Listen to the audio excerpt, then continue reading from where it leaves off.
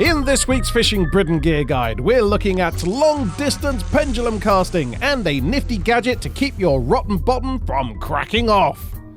Here's that Saul Page fella again, the man behind this cunning contraption.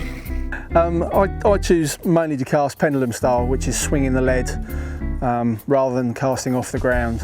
It's taken me a lot of years to practice it and get it to perfection. There's lots of variations of cast and most anglers will do something slightly different. I'm left-handed, which is different to most casting people. They tend to cast right-handed.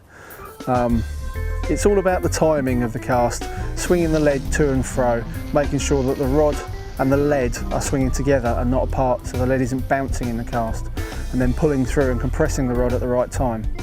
Key point for a pendulum cast for me is to make sure that the lead is the right distance away from the tip ring of the rod.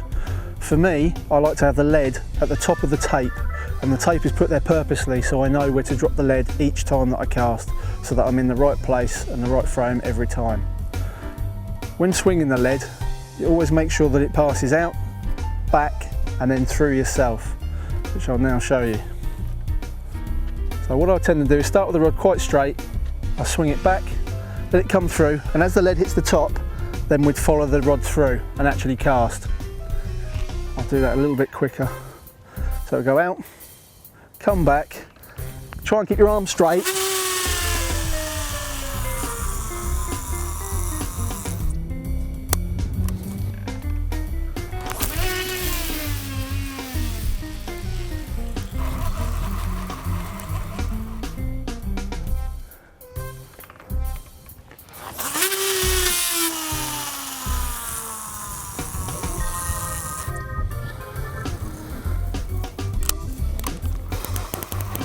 And level winding the line. It's very simple, just using your thumb to guide it to and fro.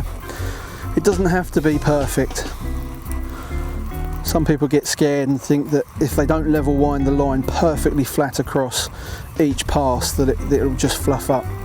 I tend to do it as best I can. If I see a little depression building, I then just let the line sort of ease the depression out and then carry on as I was. So now your dangly bits can be launched over the horizon, but how do we keep them secure? Okay, what I use on rocky venues is what we call a rotten bottom clip. The rotten bottom part of the clip is this weak piece of line. This is 8-pound amnesia. We tie it from the weight, the eye of the weight, to the eye of the clip.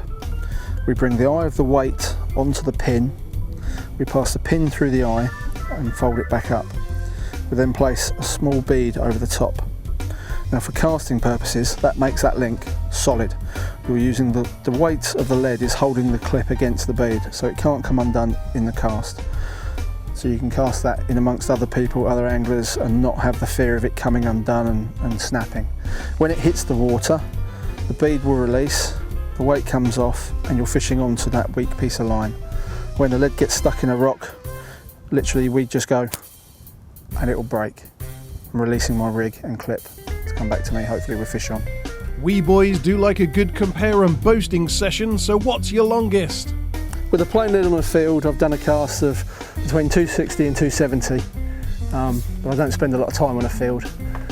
With bait, I can probably cast anywhere between 3 hooks of bait, 150, and on good days, which are very rare when everything's perfect, I think I have cast 3 baits nearly 200 yards.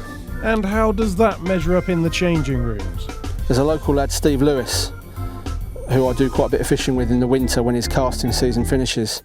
He's one of the UK's best casters. I think he's hit 300 yards himself on the field, and I know that his casts are somewhat sort of between 250 and 300. But with sea fishing, it's not all about the casting. You've got to get your baits in the right place. It doesn't matter if it's 10 yards out or 110 yards out. Bang on! For any advice about sea fishing rigs and gear, pop to your local tackle shop or give Glasgow Angling Centre a call and speak to one of their very knowledgeable staff.